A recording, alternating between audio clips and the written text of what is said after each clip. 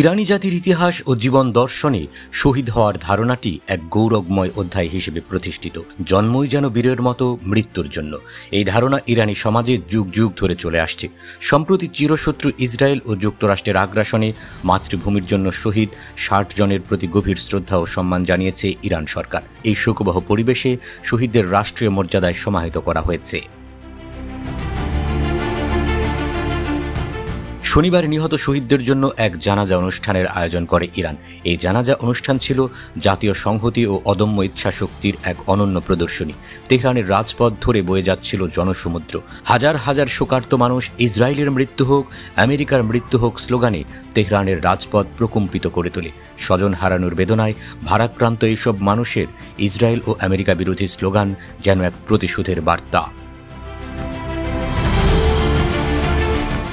তেহরানের এনকেলাব স্কয়ারে ইসরায়েলি হামলায় শহীদ পরমাণু বিজ্ঞানী, সামরিক কমান্ডার এবং সাধারণ মানুষের জানাজা শুরু হয়। ইরানের পতাকায় মোড়ানো কফিন এবং ইউনিফর্ম পরা শহীদ কমান্ডারদের প্রতিকৃতি রাখা হয়েছিল সেখানে। এরপর শোকযাত্রাটি প্রায় ১১ কিলোমিটার দূরে আজাদি স্কয়ারের দিকে এগিয়ে যায়। এ সময় বিক্ষুব্ধ এবং শোকাহত ইরানিদের হাতে থাকা ব্যানারে লেখা ছিল বুম বুম তেল আবিব।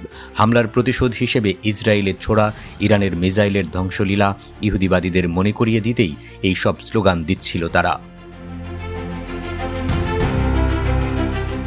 ইরানের প্রেসিডেন্ট মাসুদ পেজেশকিয়ান সহ জ্যেষ্ঠ সরকারি এবং সামরিক কমান্ডাররা উপস্থিত ছিলেন। শহীদদের মধ্যে রয়েছেন মেজর জেনারেল মোহাম্মদ বাঘিরি। ইরানের সর্বোচ্চ নেতা আয়াতুল্লাহ খামেনির পর সশস্ত্র বাহিনীর দ্বিতীয় সর্বোচ্চ পদে ছিলেন তিনি। জেনারেল বাঘিরির সঙ্গে তার স্ত্রী ও মেয়ের দাফন করা হয়। পরমাণু বিজ্ঞানী মোহাম্মদ মেহেদি তেহরানচি ও তার স্ত্রীও এই বর্বর আগ্রাসনে শহীদ হয়েছেন। ইসরায়েলি আগ্রাসনের প্রথম দিনেই শহীদ হয়েছিলেন আইআরজিসির প্রধান মেজর জেনারেল হোসেন সালামি।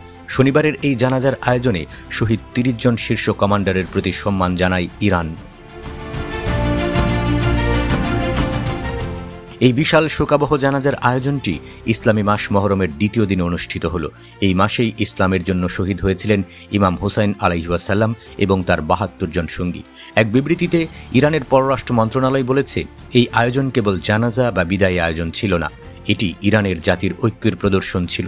ইরানিরা সন্ত্রাসবাদের জবাব দিয়েছে নিজস্ব ভাষায়।